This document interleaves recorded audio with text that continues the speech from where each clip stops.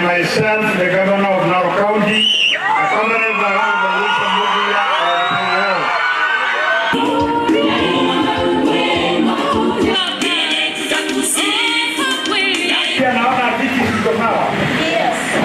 vile ulivyopanda.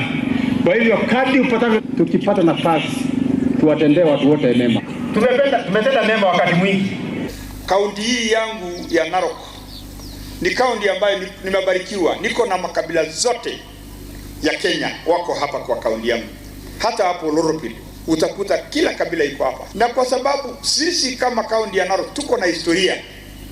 Na hiyo historia hapo awali haikuwa mzuri. Tunaomba nyinyi wote, sisi wote tupendane.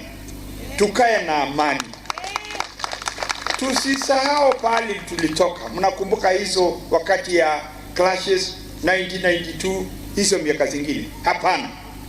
Wakati Governor Ndutu anaongoza, sitaki kusikia kuna mtu yoyote ambaye hana uhuru ya kufanya kazi ile ambayo anafanya.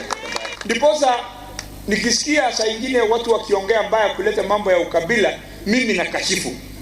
Nakashifu kwa sababu hapa saa hizi nikiangalia hii eneo ya Orgos, mimi najua watoto wetu wameoana na watoto ya makabila zote. Ni kweli ama si kweli?